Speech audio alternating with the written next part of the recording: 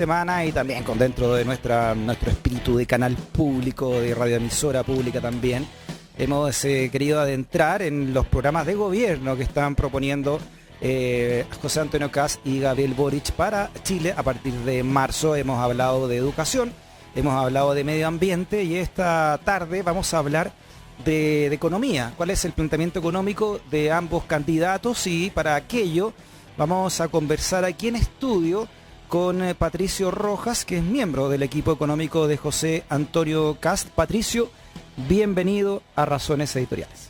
Buenas tardes, gracias por la invitación. Y a la distancia hablamos con Javiera Martínez, que también es miembro del equipo económico de Gabriel Boric. Javiera, también muchas gracias por ser parte también de esta conversación en Razones Editoriales. Hola, muchas gracias por la invitación. Perfecto, ¿nos escuchas bien allá a la distancia para probar sonido? Yo solo te escuchaba un poquito bajo, a ver, ¿cómo estás ahí? Yo lo escucho, pero me escucho. Ya, a ver si pueden arreglar por favor el contacto internamente para... Te vamos a llamar de nuevo, Javiera, porque se escucha un poquito bajo y parece que hay un poco de delay.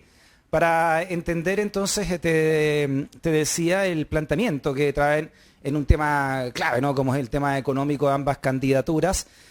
Patricio, tú pertenecías al comando económico de Sebastián Sichel, ¿verdad? Y te integras ahora al comando de Kast.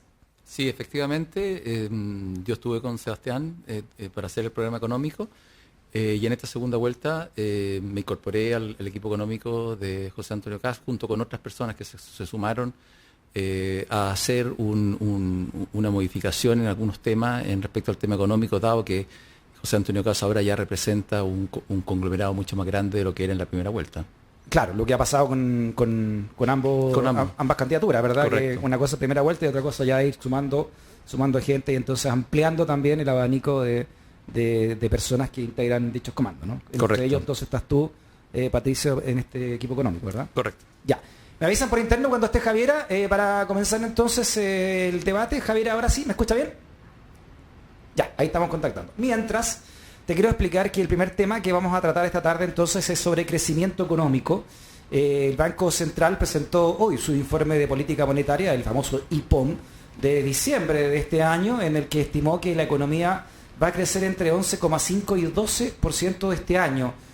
Mientras que para el año que viene se estima que la economía chilena crecerá entre 1,5 y 2,5 y en 2023 entre 0 y 1. Son un panorama más bien sombrío el que entrega el Banco Central, pero entendiendo que los crecimientos son respecto del año anterior, ¿no? Y este año se creció a estos niveles porque el del año 20 en pandemia fue muy magro, ¿no es cierto?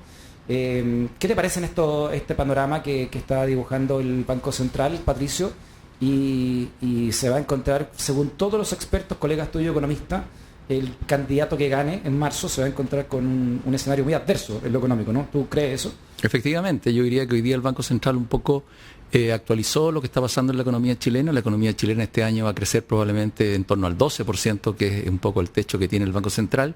Básicamente, este último trimestre la economía tiene que haber crecido más cerca del 12%, es decir, un número muy significativamente alto. Y eso es producto de los retiros, es producto del fuerte impulso monetario, fuerte impulso fiscal que ha existido durante todo el año 21.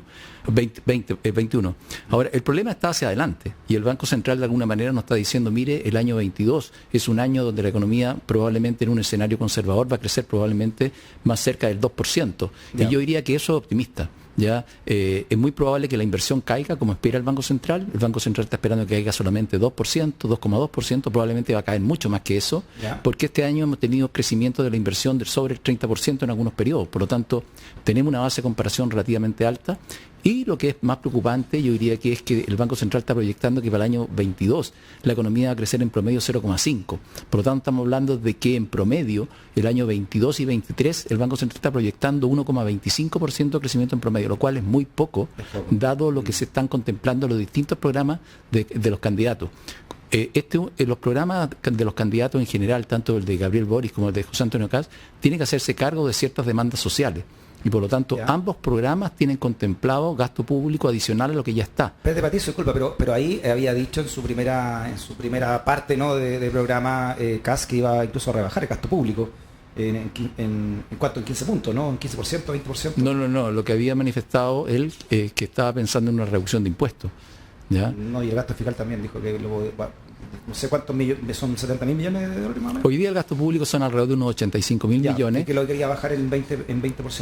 No. Lo que se está planteando básicamente es de que lo que se está planteando en el programa actual que tiene José Antonio Kast es que todas las rebajas de impuestos que en algún momento se podían haber contemplado, bajar del 27% la tasa corporativa a 17% o el IVA bajarlo del 19% al 17%, eso básicamente quedan condicionados a que la economía vuelva a crecer y quedan condicionados a que la estabilidad fiscal volvamos a tener estabilidad y sostenibilidad fiscal en el mediano y largo plazo.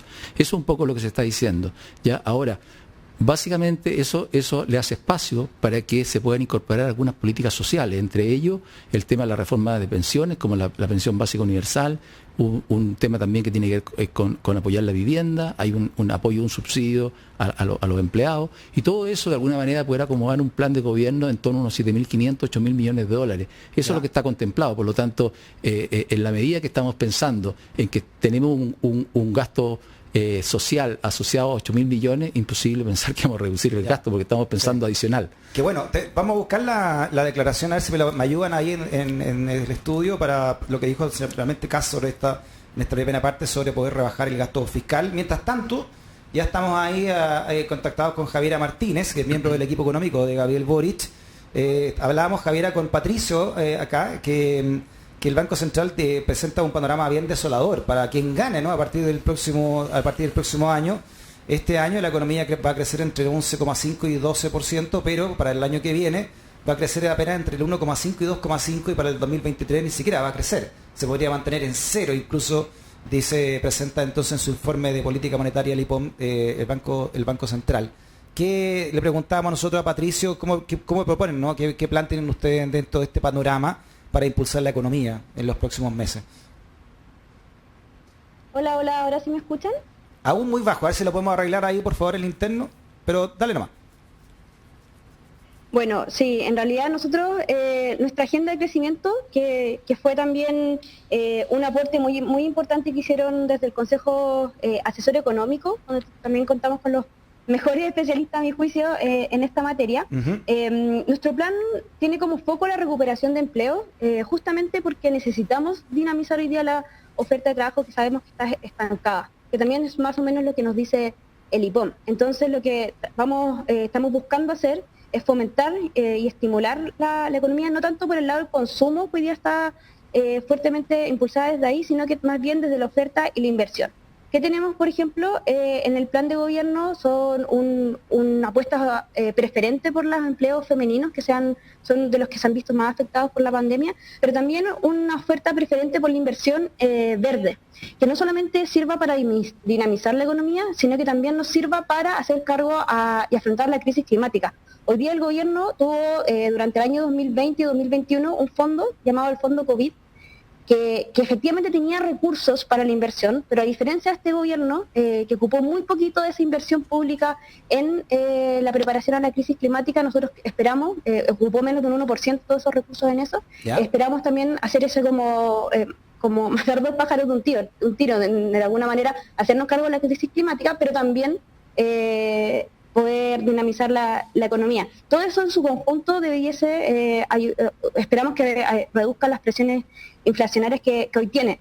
Yo no alcancé a escuchar toda la respuesta de Patricio, pero sí tenía una duda con respecto a lo del gasto público que recién comenzaban, porque si bien hoy día ellos, se renuncia a esta idea, al parecer, de la reducción de impuestos, o se renuncia, según lo que yo entiendo del programa, mientras no se cumplan ciertos equilibrios fiscales y cierto crecimiento, que me parece una buena noticia, porque efectivamente esa fue la fórmula que utilizó Trump en Estados Unidos y al final no generó lo que entró por...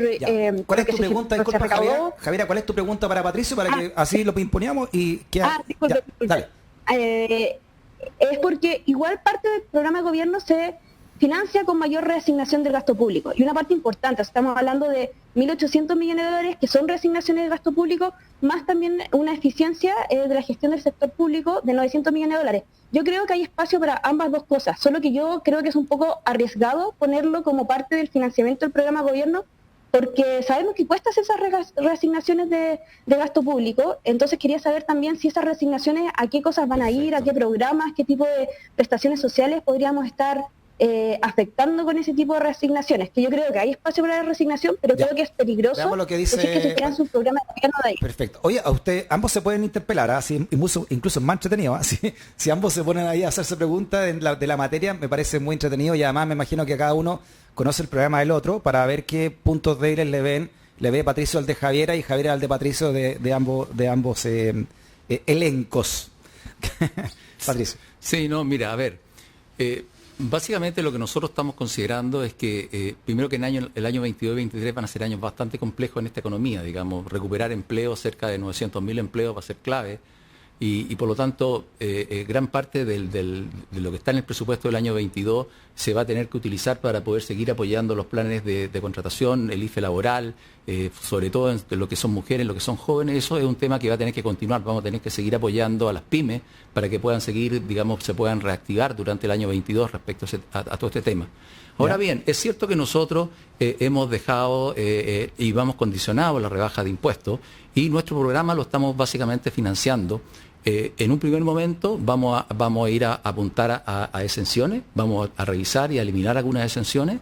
Estamos pensando también en poder... ¿Como cuáles, por ejemplo? Yo diría de que hay consenso en algunas, como es el tema de la renta presunta, hay temas también que tienen que ver con el IVA a la construcción, pero suponiendo que se va a apoyar a las viviendas de menores, de las familias más vulnerables, a través de un subsidio, a través del Ministerio de Vivienda. También hay algunos temas que tienen que ver con el IVA a los servicios, que es un tema también que se puede discutir. ¿Ya? El tema que tiene todo lo que tiene que ver con la ganancia de capital en operaciones bursátiles, yo creo que son elementos que también se puede avanzar en ese tema. ¿Ya? Y por lo tanto yo diría que nosotros estamos tratando de, a través de exenciones y a través de disminuir evasión, conseguir alrededor de unos 2.000, 2.500 millones por ese tema.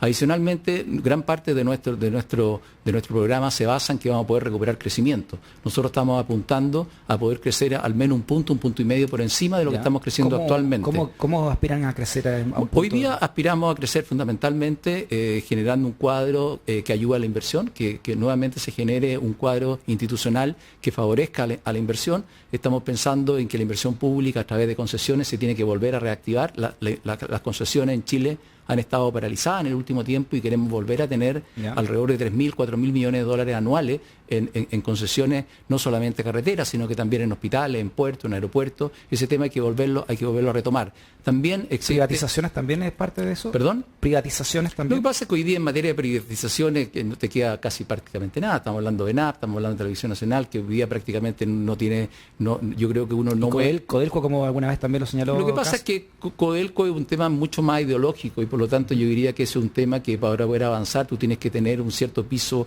parlamentario para tener algún éxito de pensar en un cambio. Por lo tanto, mientras eso no exista, yo creo que es básicamente una discusión que no tiene mucho fin. ¿Ya? Ahora, ¿se puede hacer reasignación, como decía Javier? Sí, nosotros estamos pensando que lo podemos hacer porque cuando uno les pregunta qué es lo que ha pasado en los distintos ministerios, digamos en Hacienda, en los últimos periodos de gobierno, en general han podido reasignar en alrededor de unos 2.000 millones. Se ha podido reasignar. Por lo tanto, nosotros pensamos que a través de eso podemos conseguir hacer una reasignación. Por supuesto, no es en el año 22. Esto puede ser en el año 23 o 24, donde parcialmente se va avanzando en esa línea. Ahora, en materia de eficiencia, tenemos que lograr que nuestro gasto público sea más eficiente. Hoy día el Banco Interamericano de Desarrollo nos ha hecho una estimación que hay alrededor de 5.000 millones de dólares en Chile que están de alguna manera con baja eficiencia. Nosotros, mire, de estos 5.000 millones, si logramos poder hacer más eficiente 900, 1.000 millones, nos sentimos básicamente, con un cierto grado de éxito. Por lo tanto, de alguna manera somos bastante conservadores en lo que podemos hacer en materia de reasignación y en lo que podemos hacer en materia de eficiencia. Por supuesto que también la economía, si crece un punto y medio más, en régimen podemos tener un financiamiento cercano a los 3.000 millones, no en el primer año, pero sí al cuarto o quinto año ya ese punto y medio te genera la recaudación que necesitamos para financiar el programa. Javiera. Sí, yo creo que a mí ahí lo que me preocupa del programa fiscal que presenta la candidatura José Antonio Kast son dos cosas. La primera es que siento que Yo también creo que se puede hacer reasignaciones, solo creo que un programa de gobierno no se puede financiar por reasignaciones, porque estamos como raspando una olla, como el raspado de olla de un Estado que ya es pequeño en los derechos sociales que la ciudadanía está demandando. Entonces, eso es como una primera preocupación, y por eso el programa de Gabriel Boric para viabilizar los cambios tan anhelados está proponiendo una reforma tributaria que es más ambiciosa, que también es más acotada en términos de a quién afecta, que son a los súper ricos, a los llamados súper ricos, en conjunto con una serie de medidas. Ese es un punto que me preocupa, y el segundo es sobre el crecimiento, porque también yo creo que tengo como la convicción, y también así uno lo puede ver en la evidencia comparada, que también cuando se produce más crecimiento es cuando hay un país con mayor estabilización social. Y esa estabilidad social yo creo que la vamos a conseguir a medida que podamos viabilizar ciertos cambios. Y esa magnitud de cambio, o esa ambición de cambio, yo no lo veo en el programa de José Antonio Kast. Y el de creo ustedes, que es más bien tímido en eso. Javiera, ¿ustedes cómo piensan entonces, para ir redondeando, cómo piensan ustedes aumentar el crecimiento? Yo creo que tenemos una línea de acción en el corto plazo, que tiene que ver con el plan de reactivación económica, de generación de empleo, que ya se los conté, pero por otra parte también con esta construcción de estabilidad social, que tiene que ver hoy día con hacerse cambio, de la propuesta de cambio que le damos, de hacerse cargo de la propuesta de cambio que se la hemos propuesto al país, que significa tener mejores pensiones, no en 40 años más, sino que hoy día, que significa terminar con la salud para ricos y para pobres, que significa disminuir la jornada laboral. Yo creo que esos tipos es el camino para una mayor estabilidad económica del país. ¿Alguna pregunta que hacerle, Patricio? No, mira, a ver, a mí me sorprende, digamos, un poco, si tú quieres, la simplicidad de cómo Javiera un poco enfoca el tema, porque ella cuestiona un poco que nosotros podamos obtener 1.000 millones en eficiencia o 2.000 millones en reasignación, cuando ellos quieren obtener en 8 años 25 millones de dólares, digamos, cuando dice de que van a recaudar 5 puntos del PIB en 4 años. A mí me cuesta pensar de que puedan recaudar esa cantidad, suponiendo que aquí hay súper ricos como para poder recaudar. A ver, la evidencia dice que el impuesto a los súper ricos, en el caso de algunos países más exitosos, recauda 0,5 puntos del PIB, y ellos están pensando en recaudar 1,5, o sea, 3 veces. Entonces, ahí básicamente, si uno dice que le sorprende, yo me gustaría que se sorprendiera como economista con los números. Cuando dice, por ejemplo, de que quiere reducir 1,5 puntos del PIB y en 8 años 2,5 puntos del PIB quiere recaudar por disminuir evasión, cuando hoy día no sabemos cuánto es la evasión en Chile. O sea, si tú no sabes cuánto es la evasión en Chile, decir yo quiero recaudar 2,5 puntos del PIB, que son 7.500 millones de dólares al año, cuando yo no sé cuánto es y solamente sé que hay una estimación de un economista que hizo, a mí me parece que, no sé, cuando él dice, la CEPAL dice que la evasión son 4,7 puntos del PIB, Miguel Llorrat dice que son 7,5, ¿a quién le creemos? ¿A uno o a otro? Pero yo no puedo financiar y decir que voy a entregar pensiones, que voy a entregar salud, porque dice y soy responsable porque digo que voy a hacer una reforma tributaria. La reforma tributaria, para hacerla, tiene que tener alguna viabilidad. Y sabemos lo que pasó, por ejemplo, con Bachelet. Las mejores intenciones que tenía recaudar 3 puntos del PIB, recaudó 1,5 puntos. Y ellos quieren recaudar 8. Y si uno ve las experiencias, son pocas las experiencias exitosas. ¿Cuál es la experiencia exitosa? Dinamarca. Pero Dinamarca lo que hizo, aumentó el impuesto a las personas, aumentando la base imponible. Yo le pregunto, ¿va a aumentar la base imponible en la clase media para poder conseguir eso? Porque con los súper ricos no le va a dar, ¿ya? No le va a dar eso. Después, por ejemplo, quieren aumentar las contribuciones, ¿ya? La pregunta es, ¿cómo van a aumentar las contribuciones? Dice que van a aumentar el avalúo fiscal, lo van a poner a valor comercial de las casas. ¿Por qué no le cuentan a todas las personas de la clase media que todas las casas que están en Providencia, en Ñuñoa, en La Reina, que hoy día no pagan contribuciones, al colocar el valor comercial, todas van a pagar contribuciones?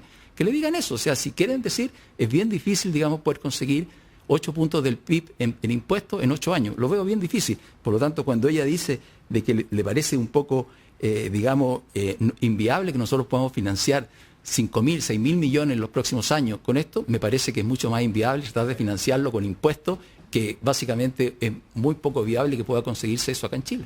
Javier. ¿Me escuchas, Javier? Yo creo que hay sí, hay cierto consenso, yo diría, en economistas, de que es viable subir la carga tributaria 5 puntos en 4 años. Eso no viene solamente de la candidatura a Pro Dignidad. Dime los economistas, por favor, dime los economistas. ¿Aló? Dime los economistas que tú estás diciendo. Porque para preguntarle yo mañana a ellos, digamos que si tú lo estás... Dime los economistas. ¿Roberto Saller? ¿Andrea Repeto? Del Consejo ¿Eduardo Asesor Engel? Económico, sí. Mañana, sí, del Consejo perfecto. que nos está apoyando. Y ahí hay una cosa importante, lo que pasa es que de repente se tiende a confundir nuestra propuesta sobre los impuestos patrimoniales, no solamente el impuesto que se conoce como el impuesto a los super ricos, también es un conjunto de propuestas, al igual que medidas de evasión y elusión. Yo comparto que es una caja negra lo que pasa con evasión y elusión, por eso nosotros hemos tendido a tener proyecciones conservadora y de hecho en el periodo de gobierno está considerado 1,6 puntos del PIB y tanto para patrimonio como para evasión y elusión consideramos una serie de herramientas y no solamente un impuesto. Y una cosa que se me había quedado en el tintero es que también creo que hay que hacer un esfuerzo grande y el programa de gobierno está preparado también para hacer un mayor impulso en la productividad, porque la productividad también es una de las principales determinantes del crecimiento y en esto en el país no lo hemos hecho bien hace un rato ya. Ha faltado un consenso hacia dónde hay que caminar, ha estado estancada en la última década, mayor capital humano, innovación, inversión en tecnología, va a ayudar a que la economía crezca en los próximos años también, que se me había quedado fuera de la pregunta del crecimiento económico. Perfecto, estamos hablando de economía con Patricio Rojas, que es miembro del equipo económico de José Antonio Kast, y también con Javiera Martínez, que es miembro del equipo económico de Gabriel Boric. ¿Les parece hacer una pausa? Seguimos debatiendo, conversando lo que proponen en materia económica los comandos de ambos candidatos representados por Javiera Martínez, el de Boric, y por Patricio Rojas, el de Kast. Una pausa, seguimos en Razones Editoriales. Caras vemos, razones editoriales no sabemos. Una pausa y regresamos a la 94.5, el dial de un mundo que cambia.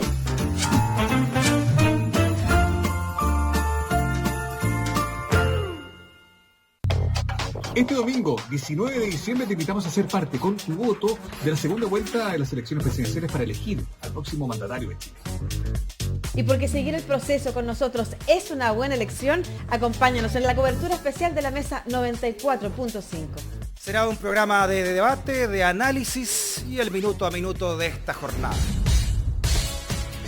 Ya lo sabes, este domingo desde las 8 de la mañana constituimos la Mesa 94.5 en una transmisión conjunta de Santiago TV, Canal 50.1, Diario Usach.cl y Radio Usach 94.5 FM. No te preocupes, este no es el tradicional video universitario. La USACH es mucho más que eso.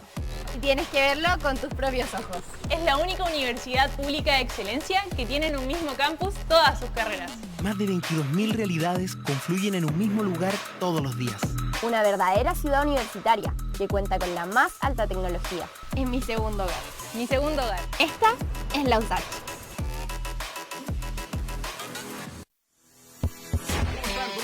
Si hay algo que nos caracteriza es que cada uno de los que formamos Radio Usach nunca tuvimos miedo a decir la verdad.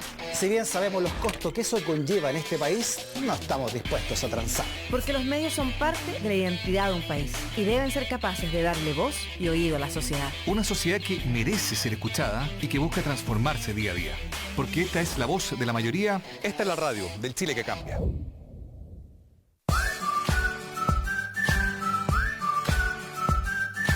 Para nosotros el mejor regalo es poder cambiar tu futuro.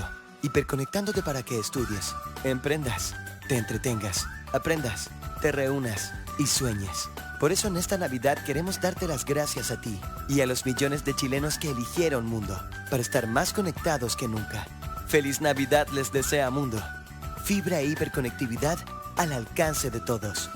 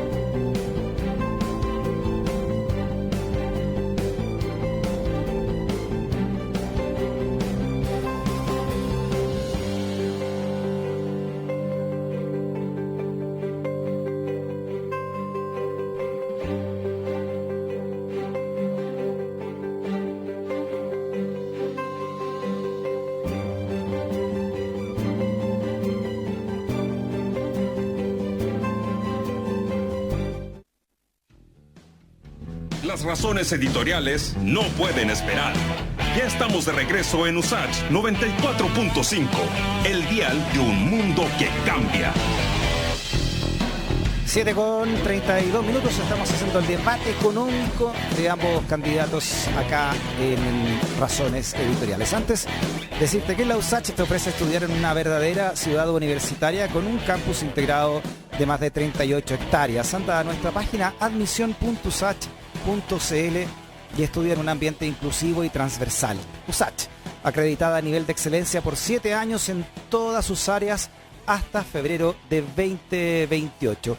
Estamos aquí en el estudio con Patricio Rojas, que es miembro del equipo económico de José Antonio Kast, y al teléfono estamos con Javiera Martínez, que es miembro del equipo económico de Gabriel Boric. Ya hablamos de crecimiento económico, les parece que ahora hablemos de pensiones. Esta es una, por supuesto, de las mayores preocupaciones, ¿no?, que tienen las y los chilenos, y quizás también una de las varias causas que motivaron el estallido social para muchos entendidos, sociólogos, etcétera, ¿no? ¿Cómo proponen aumentar las pensiones? Y primero, ¿qué les parece el sistema de pensiones que hay hoy en Chile? Empezamos contigo, Javiera. Bueno, yo creo que la posición sobre el sistema de pensiones que hay hoy día en Chile desde la candidatura de Gabriel Boric es bastante conocida. Somos críticos, creemos que no se han cumplido las promesas que supuestamente iba a traer este sistema, y por eso estamos proponiendo un nuevo sistema de pensiones que tenga como base 250.000 pesos, que se agregan por las personas y que pongan fin al modelo de AFP. ¿Por qué esto es importante? Porque entre los principios que tiene la Organización Internacional del Trabajo para asegurar un sistema de seguridad social es que tenga legitimidad. Y hoy día sabemos que las AFP carecen de toda esa legitimidad para que las personas efectivamente quieran ahorrar en ese sistema. Perfecto. Patricio. A ver, yo diría de que queda claro de que los datos muestran de que las pensiones en Chile no han resultado lo que se esperaba, y por lo tanto una modificación del sistema de pensiones es algo que tiene que hacerse sí o sí. Por lo tanto, yo creo que eso responde gran parte de las preguntas de qué es lo que pensamos respecto a este tema. Por lo tanto, hablan, de modificación, porque en el caso del cuando Gabriel Boric hablan de eliminación del sistema de AFP y cambiarlo por otro. En el caso de ustedes, lo que pasa es que es distinto mencionar lo que son AFP de lo que es un sistema de pensiones. El sistema de pensiones, las AFP son la administradora. Ya, por lo tanto, si el sistema cambia, ya la institucionalidad cambia, también tienen que cambiar cómo se administran las pensiones y cuál es el sistema de pensiones que vamos a tener. Por eso te pregunto, ¿no? Sí, pero ¿qué es lo que piensan ustedes entonces en torno al sistema incompleto? Nosotros estamos planteando que en el pilar no contributivo, que es probablemente el primer piso, tenemos bastante concordancia, no solamente con lo que está planteando Gabriel Boric, sino que también lo que planteaban otros candidatos durante la primera vuelta, que es básicamente tener una pensión básica universal. Esa pensión básica universal, hoy día hay consenso, hay consenso en la metodología, hay consenso en el instrumento, donde probablemente hay diferencias, tiene que ver en cuanto al monto, si es 250, si es 200, si es 185.000 pesos mensuales. Hay también diferencias si es el 80% de la población, o el 90%, o el total de la población. Pero hay consenso en que la pensión básica universal hay que avanzar hacia allá. ¿Cuál es el pero que hay en todo esto? Es el costo. ¿Ya? Cuando uno habla de que la pensión puede ser 250.000 pesos mensuales y básicamente al 80% de la población, estamos hablando de una política que cuesta 7.500 millones de dólares anuales. ¿Ya? Si uno está hablando de 185.000 pesos mensuales, para el mismo 80%, eso cuesta alrededor de 4.200 millones anuales. Por lo tanto, es solamente un tema de cuánta plata tú tienes para financiar uno u otro. ¿Ya? Ahora nosotros sabemos, por ejemplo, que en la candidatura de Gabriel Boric están pensando en las 250.000 pesos, pero quieren ir gradual. ¿Por qué? Porque saben que los 7.500 millones no los tienen en el primer momento, por lo tanto van a ir gradual. Nosotros estamos pensando en partir también en un número más bajo, en 185.000 pesos mensuales, y ir avanzando paulatinamente en el tiempo a tener una... Por lo tanto, esa es la parte no contributiva. Y la parte contributiva tiene que ver con lo que aportan los trabajadores, y que también estamos planteando que el empleador aporte con 4% y adicionalmente a través de devolución de IVA se aporten otros 2 puntos. Por lo tanto, estamos hablando de aumentar la cotización de los trabajadores pagados por el empleador y por el tema del IVA en 6 puntos. Ahora, nosotros estamos pensando en una institucionalidad que es distinta a la actual. Es una institucionalidad que permita que entren muchos más actores, que haya muchas más instituciones, que sean mucho más livianas y por lo tanto tengan menores costos. ¿Privadas también? Instituciones privadas, yo diría que uno puede discutir si puede haber una institución pública, ese es un tema que se puede analizar, pero es una institucionalidad que permite que existan las AFP como están hoy día. Sí, las permite, no se van a excluir. Si quieren estar, pueden estar, pero probablemente van a tener que modificarse en su estructura, porque la institucionalidad va a ser una institucionalidad que incentiva la entrada de nuevos actores. Y la actual institucionalidad donde están las AFP no ha incentivado la nueva entrada. Por lo tanto, tenemos que tener una institucionalidad distinta. Ahora, te repito, ¿pueden acomodarse las AFP a esa nueva institucionalidad? Sí. ¿Ya? O sea, ustedes están porque entren más AFPs y se abre el abanico de posibilidades. No estamos diciendo que entren más AFP, estamos hablando de instituciones para poder manejar las cotizaciones de los trabajadores, ¿ya? Que pueden ser instituciones que pueden tener sectores para invertir o pueden licitar la inversión, pueden tener estructuras más baratas de manera que las comisiones sean más bajas que el 0,5, más menos que está hoy día, que es la más baja. ¿Sí? ¿Ya? O sea, estamos pensando... Además estamos pagando comisiones fantasma porque le estamos pagando... No, correcto, pero te estoy diciendo que nosotros estamos pensando que sea mucho más transparente, que haya una institucionalidad distinta a la actual. ¿Ya? Por lo tanto, en esa institucionalidad pueden participar otros actores. Ahora, ¿esos otros actores pueden ser la AFP?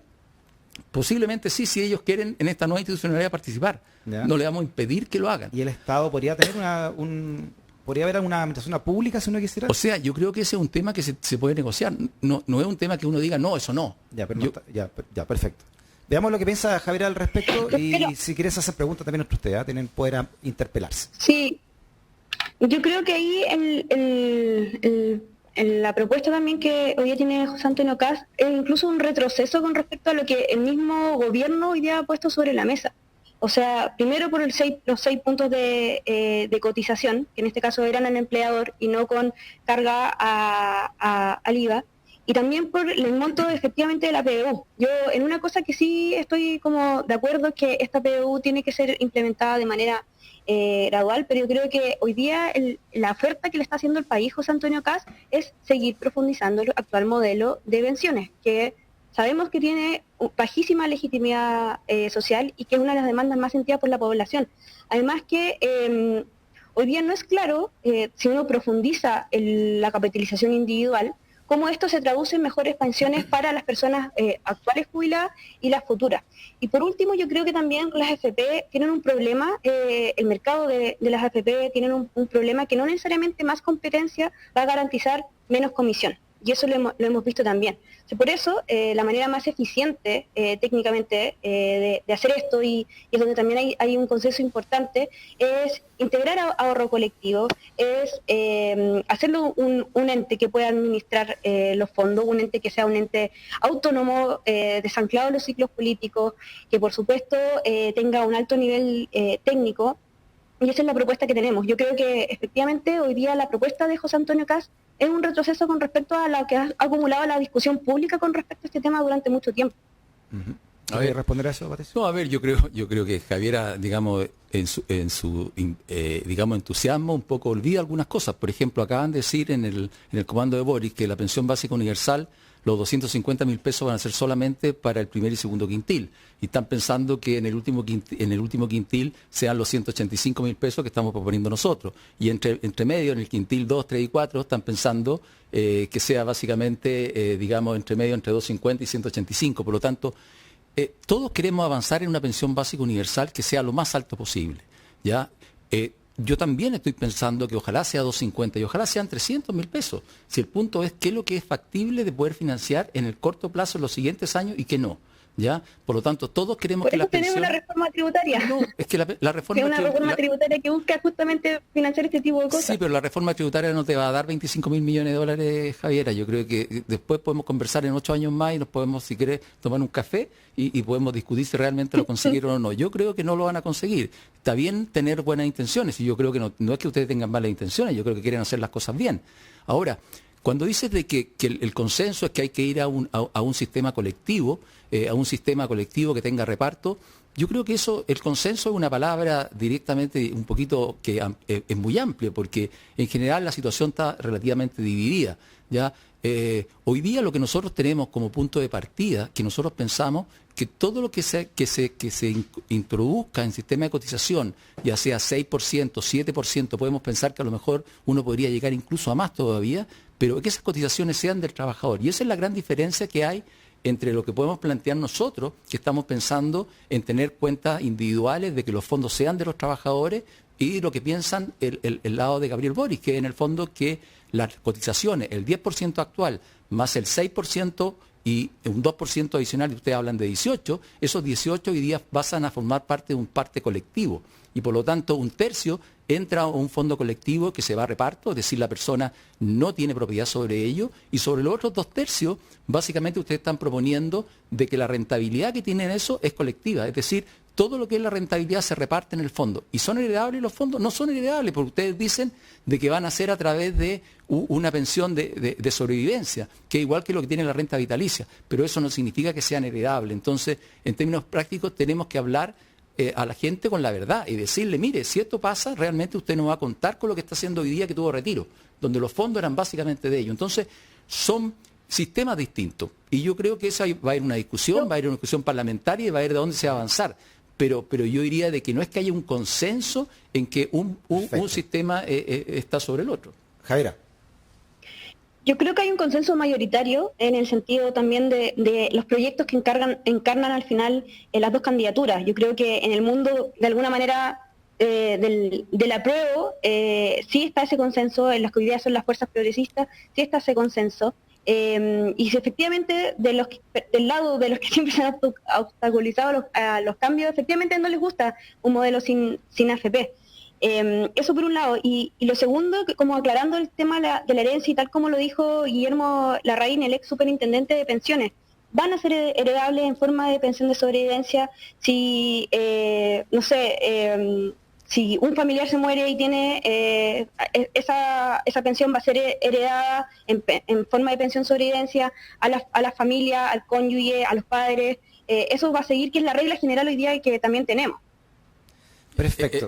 Perdón, yo creo que la regla general no es esa, Javier. La regla general, cuando una persona, un pensionado, se muere con la renta vitalicia, recibe una pensión de sobrevivencia que un porcentaje, alrededor de la mitad, va a la viuda y un porcentaje va a aquellos hijos que son menores de 24 años y estudian. Cuando esos hijos pasan de los 24 años y dejan de estudiar, esa parte que va al hijo pasa a la viuda y por lo tanto queda con una pensión de alrededor de un 70% respecto a lo que recibía. Ya una vez que esa persona fallece, la viuda fallece, si queda algo adentro, no se le entrega a nadie, porque básicamente la pensión, la renta vitalicia, solamente se hace cargo del pensionado y de quienes son sus dependientes directos, que en este caso la cónyuge y sus hijos que eran menores. El resto se va, y eso no es herencia. ¿Ya? Eso es básicamente una situación de una pensión de sobrevivencia. Ahora, también puede existir una prima que uno pague y de manera de que la pensión no baje del 100% al 70%, sino que se mantenga.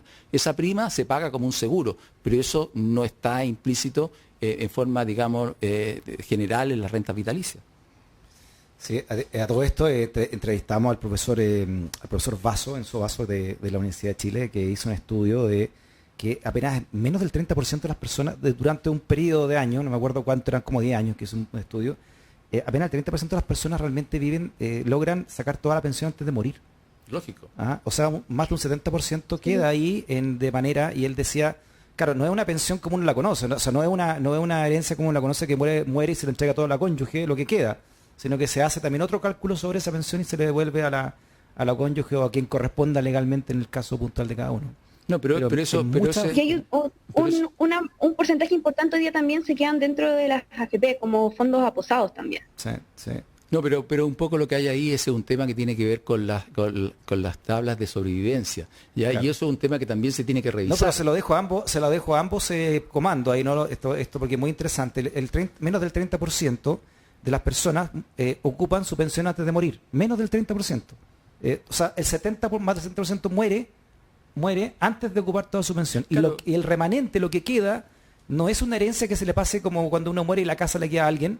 No, las pensiones no le quedan a alguien todo lo que queda, sino que se reparte nuevamente de manera proporcional o mensual mientras haya, digamos, personas dependientes, se reparte, pero en términos de pensión. Pero si no queda nadie, ¿ya? Y quedan solamente, por ejemplo, los hijos que son de edad mayor, ahí se le entrega a cada hijo el porcentaje y no hay más pensión, se le entrega, es como una herencia. Sí, pero no se le entrega de una, sino que se van haciendo cuotas, digamos, al menos, por lo menos como se está entregando la pensión. Claro, pero ese es un tema que tiene que ver con las tablas de sobrevivencia, por lo tanto, a eso voy yo. Pero eso se ataca de otra manera. Es que a eso voy yo, si yo tengo 100 millones, no, me muero y ocupo 30 millones y quedan 70 millones adentro, lo real sería que esos 70 millones fueran herencia y le quedaran a alguien como una casa, ¿no? Ya te quitan 70 millones, tomen. Ustedes, los herederos, hagan legalmente lo que quieran, ahí está lo que dejó el caballero. Eso ocurre, es una verdadera herencia, pero no que no te lo parcelen por una cantidad de años. No existe. Hoy día te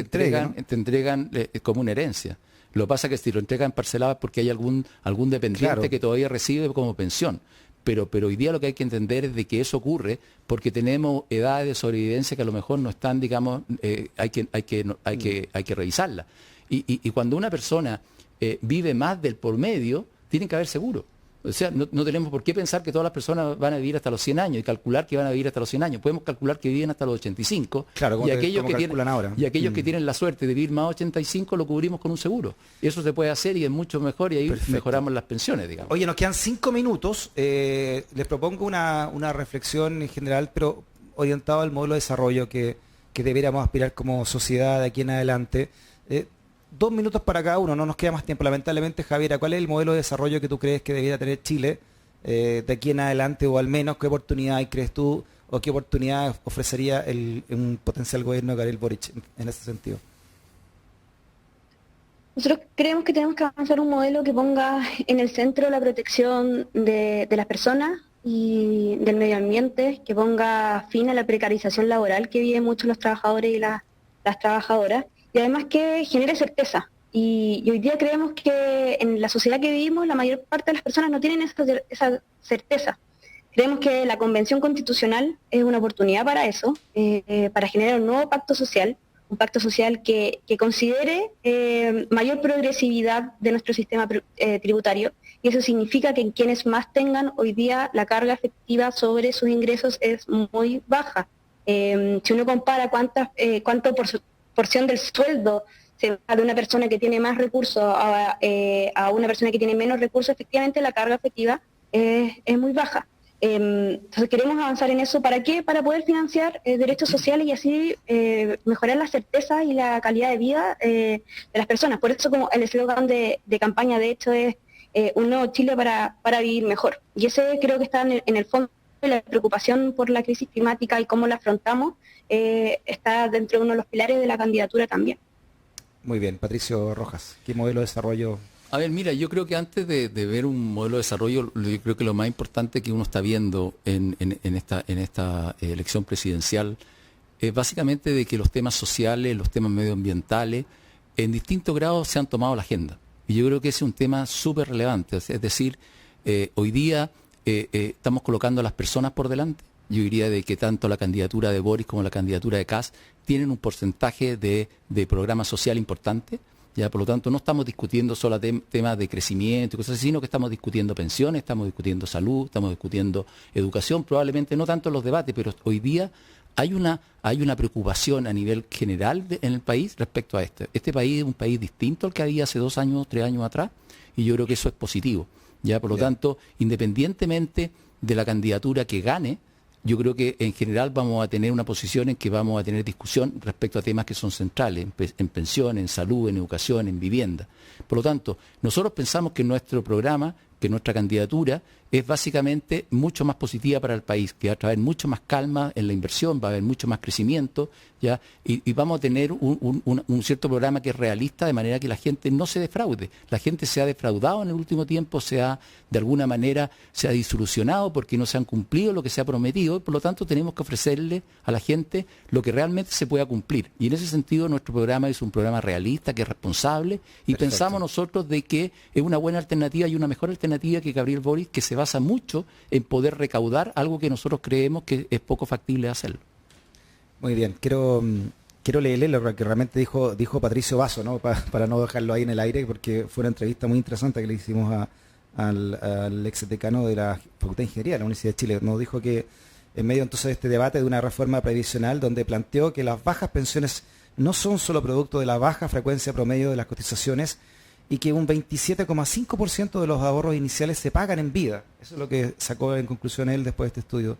Dice que es un escándalo porque se está obligando a los pensionados a vivir con una muy baja pensión y al momento de fallecer dejan una cantidad importante de recursos que no se han utilizado, sostuvo, ¿no? Que quizá algo, ¿no? Una idea, hay algo ahí que está mal, que apenas menos de un 30% realmente ocupen vida sus pensiones, cuando las pensiones están hechas precisamente, claro, pero eso como dice la palabra, júbilo en tu último año de edad, ¿no? Pero esos son temas paramétricos, que son la tabla de mortalidad, la cantidad de años. Sí, pero hay una empírica, y para eso son las tablas paramétricas, porque la empírica finalmente señala se tienen que revisar, menos de un 30% está ocupando sus pensiones. Por eso te digo que ese tema es un tema que se tiene que revisar, y un elemento para revisarlo es que básicamente uno ajusta las tablas de mortalidad de manera de que las personas reciban mucha más de ese ahorro en pensiones, y las personas que viven mucho más allá del promedio tienen un seguro. Por lo tanto, todos financiamos y podemos tener, es un tema que se arregla por ese lado, pero forma parte, como quien dice, de esta institucionalidad que se tiene que formar. Muy bien, Javiera, para ir cerrando. No, de nuevo el llamado para que votemos informados. Yo creo que no da lo mismo quien gane el día domingo. Creo que estamos hace mucho tiempo ya con este... Chile tiene recursos, pero está mal redistribuido y queremos hacer un cambio ahí para que todos y todas podamos vivir mejor. Eso. Muy bien, Javiera Martínez, miembro del equipo económico de Gabriel Boric. Javiera, muchas gracias por haber participado en este debate sobre aspectos económicos de ambas candidaturas. Patricio Rojas, también aquí en el estudio, también miembro del equipo económico de José Antonio Kast, en su momento de Sichel, y ahora ampliándose al equipo de Kast. Patricio, muchas gracias por haber venido también gracias acá. A ti, gracias Javiera por acompañarnos. Y gracias también por la sintonía, temas necesarios, ¿no?, para entender también lo que se viene y lo que se elige este domingo en esta clave elección presidencial. Muchas gracias por todo.